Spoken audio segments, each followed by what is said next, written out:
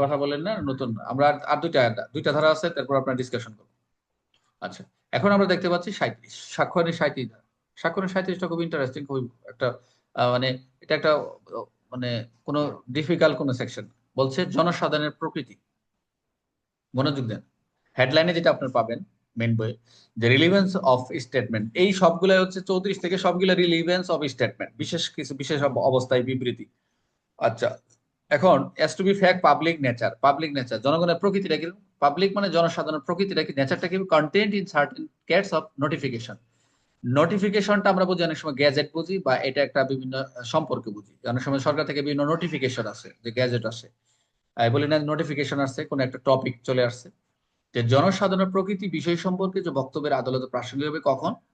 এখন আদালত কি করবে, অবশ্যই সবসময় একটা কথাই বলি, যে অবশ্যই যখন আদালতে যদি তখন এই বক্তব্যটাকে প্রাসঙ্গিক বিষয় হিসেবে বা ফ্যাক্ট ইস্যু বা এটা হচ্ছে কি বলে বিচার্য বিষয় সম্পর্কে যখন আদালতে ধরে নিবে যে এটাই হচ্ছে বিচার্য বিষয়, তখনই কিন্তু আদালত প্রাসঙ্গিক হবে। এটা একটা আমরা নর্মালি আগের ধারাগুলো দেখে আসছি।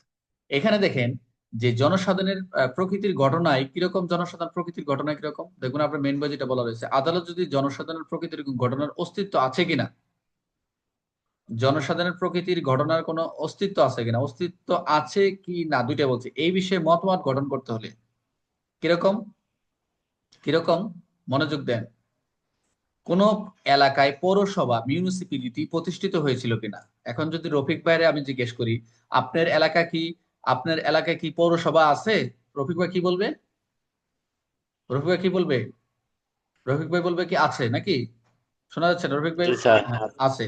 এখন যদি প্রশ্ন করি, আপনার এলাকায় কি পৌরসভা প্রতিষ্ঠিত হয়েছিল, হয়েছিল কিনা, প্রতিষ্ঠিত হয়েছিল, আপনি কি বলবেন না, কেন, প্রয়োজন ছিল না। এখন এটা যদি আদালত কোন এই সংক্রান্তে যদি এই একটা নির্দিষ্ট পৌরসভা ঘোষণা করার জন্য কি দরকার, একটা প্রজ্ঞাপন দরকার, তো বিভাগীয় তো পৌরসভা একটা প্রজ্ঞাপন দরকার না। তাই এই প্রজ্ঞাপনটা কে জারি করবে, সরকার গঠন করবে। এই যে একটা নোটিফিকেশন, এটা জনসাধারণের প্রকৃতি, এই জনসাধারণ, এটা একটা পৌরসভা, তো এটা তো জনগণের কল্যাণের জন্য। একটা স্টেট, খুব একটা একটা একটা হচ্ছে একটা বিভাগে একটা পৌরসভা থাকবে, শহরে, থানা এলাকায়। তো এগুলো তো জনসাধারণের প্রকৃতি সম্পর্কে জানবে। তো এটা কি জানবে, কোন এক এলাকায় পৌরসভা বা মিউনিসিপ্যালিটি প্রতিষ্ঠিত হয়েছিল না, এই বিষয়ে আদালতের সিদ্ধান্ত নেওয়া প্রয়োজন। আদালত মনে করতেছে এটা আমার এখন সিদ্ধান্ত নেওয়া দরকার, যে হয়েছিল কিনা। এখন সরকার কি করবে, সরকার যদি প্রজ্ঞাপনে যদি উল্লেখ থাকে যে রফিক ভাইয়ের বাসা কোথায়, রফিক ভাইয়ের বাড়ি কোথায় জানি, র- কোথায়, রফিকর বাড়ি কোথায় জানি, স্যার। কোথায় আপনার বাড়ি কোথায়, শোনা যাচ্ছে না না? ঢাকা স্যার। আচ্ছা আচ্ছা, ঢাকা। এখন ঢাকায় ধরেন আপনার ধামরায় আছেন, এখন এই সরকারে ওই প্রজ্ঞাপনে নোটিফিকেশন উল্লেখ করা হয়েছে, প্রথমে বলছে যে এই যে আদালতে প্রতিষ্ঠিত হয়েছিল, এটা পৌরসভা হয়েছিল নাকি, এটা আদালতের সিদ্ধান্ত দরকার। তাহলে এখন সরকার কি করবে, এখন আদালত কি করবে, আগে প্রজ্ঞাপন খুঁজবে, গেজেট খুঁজবে, গেজেটে কি উল্লেখ, যদি উল্লেখ থাকে নির্দিষ্ট তারিখে পৌরসভা ঘোষণা করা হয়েছে, তাহলে এই যে প্রজ্ঞাপনটাই কি হবে, প্রজ্ঞাপনের যে বক্তব্যটা জনসাধারণের প্রকৃতি, এই প্রজ্ঞাপনের বক্তব্যটাই হচ্ছে 37 ধারা 19 বুঝতে পারছেন? আমরা যদি আরেকটু একটু যাই, দেখেন, আদালত যদি জনসাধারণের প্রকৃতি কোনো ঘটনার অস্তিত্ব আছে কিনা জনসাধারণের কল্যাণের, এই বিষয়ে মতবাদ গঠন করতে হলে কি করতে হবে, এই যে এখানে কয়টা আপনারা দেখবেন মেন বই, যুক্তরাজ্যের পার্লামেন্টের কোন আইন, act of parliament, United kingdom, কোন দেশের কোন সংশোধনীয় আইন, অ্যাক্ট অফ পার্লামেন্ট, সরকার যদি জারি করা কোনো প্রজ্ঞাপন, গভর্নমেন্ট অফ নোটিফিকেশন, যদি এই বিষয়ের সঙ্গে রিঅ্যাক্টের বা ঘোষণা উল্লেখ থাকে। শুধু এই নয়, এখানে তিনটা বিষয় বলছে, একটা যুক্তরাজ্যের পার্লামেন্টের কোনো আইন যদি মনে করে যে এটার, এখানে কোনো আইনের কোনো অংশ বা কোনো কোনো বিষয়, দেশের কোনো আইনে সংশোধিত কোনো আইন, এইসব এই সংসদেই তো এইসব কি যখন সংসদে কার্য তখন তো আইন পাশ হয়, তাই নয় কি? সরকারের কোনো জারি করা কোনো প্রজ্ঞাপন, গভর্নমেন্ট কোনো নোটিফিকেশন, যদি বিষয়ের সাথে কি হয় ঘোষণাপত্র উল্লেখ করা হয়, যদি এরকম ঘোষণা উল্লেখ থাকে, জনসাধারণ প্রকৃতি বিষয়ে সম্পর্কে জানতে চাওয়া হবে আদালতে, আদালত যখন সিদ্ধান্ত নিবে, যদি কোনো মতামত গঠন করবে, তখনই কিন্তু সেটা কি হবে, এই 37 এ আপনার প্রাসঙ্গিক হবে। বুঝতে পারছেন? তাহলে আপনারা 37টা একটু মনে রাখবেন, জনসাধারণের প্রকৃতি সম্পর্কে বক্তব্যের প্রাসঙ্গিকতা। এটা পরীক্ষায় আসবে না, ইম্পর্টেন্ট কম, কিন্তু অনেক সময় এটা ওই যে ইনস্পেক্টরশিপ পরীক্ষা আসে, জনসাধারণের প্রকৃতির বিষয় সম্পর্কে বক্তব্যের প্রাসঙ্গিকতা কতটুকু, শুধু 37 ধারাটা মনে রাখলে হবে, আর কোনো কিছু না। তাহলে আমরা কি একটা উদাহরণ দিলাম, যে পৌরসভার একটা উদাহরণ দিলাম, যেটা প্রতিষ্ঠিত হয়েছিল কিনা। আচ্ছা, তাহলে আমরা 37 ধারার কোন বিষয়ের সাথে সম্পর্কিত, জনসাধারণের জনসাধারণ অস্তিত্ব আছে কিনা, অস্তিত্ব আছে কিনা। আচ্ছা, 37 ধারা কোনটি প্রমাণ হতে পারে? যেটা হচ্ছে সংসদীয় সংসদীয় আইন আইনে অন্তর্ভুক্ত ঘোষণা, সংশোধিত আইন। আরো শুধু এখন নয়, এখানে আরো দুইটা আইন দেখলাম, সেটা হচ্ছে যুক্তরাজ্যের পার্লামেন্টের কোন আইন, আর একটা হলো কি কোন দেশের সংশোধনে একটা পার্লামেন্টের আইন, এটা দেখতে হবে। আচ্ছা, গভর্নমেন্ট অফ নোটিফিকেশন 37-এ কখন প্রাসঙ্গিক হবে? যখন জনসাধারণ প্রকৃতির কোনো ঘটনার কথা বলে। কে লেখালেখি করতেছে? আরিফ, আরিফ লেখালেখি করেন না। আচ্ছা, এখন যদি বলি নিচের কোনটি 37 ধারা আওতাভুক্ত নয়, মানে এটার অন্তর্ভুক্ত নয়, তাহলে কি আইন দ্বারা ঘোষিত সরকারি ছুটি, প্রজ্ঞাপনে পৌর এলাকা এলাকা ব্যক্তিগত ডায়েরি নোট, আইনে ঘোষিত প্রতিষ্ঠানের সৃষ্টি, এখানে সবগুলাই সঠিক, খালি একটা সঠিক নয়। গল্প কোনটা? ব্যক্তিগত ডায়েরি নোট। আচ্ছা, এখানে সরকারি ছুটি, এটা একটা নোটিফিকেশন না? জি স্যার। আচ্ছা, প্রজ্ঞাপনে পৌরসভা এলাকা ঘোষণা করছে, এটা একটা নোটিফিকেশন না? প্রজ্ঞাপন হয়েছে, গেজেট হয়েছে। আইনে ঘোষিত সরকারি প্রতিষ্ঠান সৃষ্টি করছে, এটা কি, তাহলে কি হবে? ব্যক্তিগত ডায়েরি নোট কি, এটা ব্যক্তিগত ডায়েরি নোট কি হবে? 37 ধারা যাবে, যাবে না। আচ্ছা, এইটা হলো আমরা 37 দেখলাম। সর্বশেষ 38টা দেখেন। আচ্ছা, 38টা আরো সহজ, মনোযোগ দেন। বলছে 38 ধারা সাক্ষ্য নেই, মনোযোগ দেন। Relevance of statement as to any law content in law books. একদম সহজ বাংলা। বাংলা কি? আইন গ্রন্থে থাকা আইনের বক্তব্য। কেমন কথাটা? আইন গ্রন্থে, এখন আইন গ্রন্থ মানে আইনের একটা বই, ল ইন ল বুকস।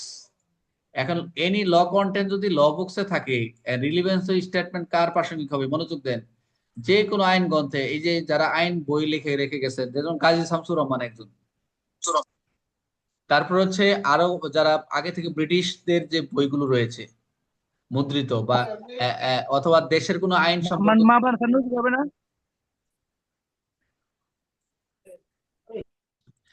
দেশের যে আইন সম্পর্কে সরকার কর্তৃক যে সকল দেশের আইন সম্পর্কে মতামত গঠন করতেছে, মাঝে মাঝে দেখবেন ডিএলআর, যে ঢাকা ল রিপোর্ট।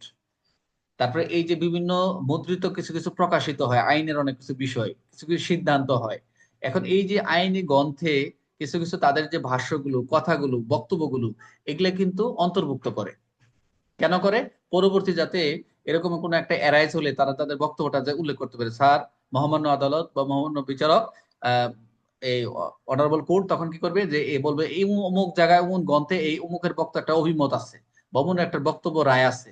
তখন এই যে রায় বা সিদ্ধান্তর যে সংকলনটা করলো, একটা রিপোর্ট করলো, প্রকাশিত হলো, এগুলা কি হবে? এই প্রাসঙ্গিক এই সেই বক্তব্য রিপোর্টটা কি হবে? দেখবেন সরকারি নথি কি কোনো সময় ধ্বংস হয়? সরকারি নথি কি কোনো সময় ধ্বংস হয়? এটা কিন্তু স্থায়ী ভাবে পরীক্ষায় আসে। তো কিছু কিছু ঘোষণা রয়েছে, কিছু কিছু রায় রয়েছে, সংকলন রয়েছে, এগুলো কিন্তু রিপোর্ট, এগুলো কিন্তু ডিজিটাল রেকর্ডও কিন্তু এখন এগুলো রাখতেছে। ঠিক আছে? এখন সরকারি অনুমোদিত যে সকল আইন গ্রন্থ রয়েছে, স্বীকৃত ল রয়েছে, রিপোর্ট রয়েছে, এই রিপোর্টের প্রকাশিত রায় আদালতের সামনে কি হবে? প্রাসঙ্গিক হবে। তাহলে আমি আরেকবার বলতেছি, আদালতের যখন কোনো দেশের আইন সম্পর্কে, আদালত যখন কোনো দেশের আইন সম্পর্কে কোনো মতামত গঠন করতে হয়, যে কোনো বিষয়ে আইন সম্পর্কে নিয়ে কোনো মতামত গঠন করতে হয়, তখন এই আইন গ্রন্থ 38 ধারা অনুসারে প্রাসঙ্গিক হবে। কখন? ওই দেশের রায়ের, আদালতের রায়, সিদ্ধান্তের রিপোর্ট, আদালতের রায় সংকলনের ক্ষেত্রে প্রকাশিত হলে সেটা আদালতে কি প্রাসঙ্গিক হবে। উদাহরণটা কি? বাংলাদেশে বিচারাধীন কোনো মামলায় ভারতের কোনো আইনের বিধান সম্পর্কে আদালতের মত প্রয়োজন হলো। বোঝেন কথাটা? উদাহরণটা, বাংলাদেশে বিচারাধীন কোনো মামলায়, বাংলাদেশে একটা মামলা ট্রায়াল হচ্ছে, বিচারাধীন মামলায় ভারতের কোনো একটা আইন, মানে ভারতের সেই দেশের, ওই দেশের একটা জুরিডিকশন, জুরি বা আদালতের কোনো একটা আইন, আদালতের মতামত প্রয়োজন প্রয়োজন হলো, তখন কি করবে? একটি ভারত সরকারের কর্তৃত্বে প্রকাশিত এখন ওই ভারত সরকার যে ওই আইনটা কিভাবে প্রকাশিত করছে, প্রকাশিত যে আইন গ্রন্থ রয়েছে, এটি একটি স্বীকৃত ভারতীয় ল রিপোর্টে যদি প্রকাশ হয়ে থাকে সুপ্রিম কোর্টে, তাহলে সেটা আদালত উপস্থাপন করছে। তাহলে কি হবে? এই যে আইন গ্রন্থ এবং রিপোর্ট, রিপোর্টে থাকা যে বক্তব্যটা, যদি মনে করে সরকারের ভারতের দরকার ভারতের আইনের প্রকাশ, তখন যদি তারা মনে করে এই স্বীকৃত ভারতীয় ল রিপোর্টে এটা প্রকাশিত সুপ্রিম কোর্টের রায়, তাহলে সেটা আদালত উপস্থাপন করছে বাংলাদেশে, তাহলে কি হবে? এই আইন গ্রন্থের রিপোর্টটাই কি হবে? আদালতে প্রাসঙ্গিক হিসেবে হবে, আর কিছু না। বুঝতে পারছেন? এটা একটা অভিমত, যদি মনে হয় এটা নিয়ে তাদের প্রাসঙ্গিক হিসেবে, যখন বিচারাধীন কিছু কিছু বিষয় হয় যেটা দরকার, কোন সিদ্ধান্ত ভাবে কোনোভাবে হচ্ছে না, মতামতটা নেওয়া দরকার, তখন এই 38 ধারা কি করবে? এই আদালতের আইন গ্রন্থ উপস্থাপন করবে, এই রায়টাও উপস্থাপন করবে, করে এটা কি করবে? প্রাসঙ্গিক হিসেবে গ্রহণযোগ্য হবে। স্যার, হ্যাঁ, একটা উদাহরণ স্বরূপ স্যার, স্যার উদাহরণ তো এই দিলাম। 38 ধারা একটা স্যার একটা স্যার এই যে উদাহরণ তো দিলাম, এটাই উদাহরণ আর কি, এটাই তো উদাহরণ। স্যার একটু আরেকটু স্যার, আপনি ধারাটা আরেকটু স্যার বলে দিন স্যার। আচ্ছা আচ্ছা, আপনার একটু রিপিট দিয়ে আসেন এই পর্যন্ত, আর একটু রিপিট দিচ্ছি। রফিক ভাই রুলিং হয় 35, না, রুলিং। 34 34 থেকে 38 পর্যন্ত একটু রিভিশন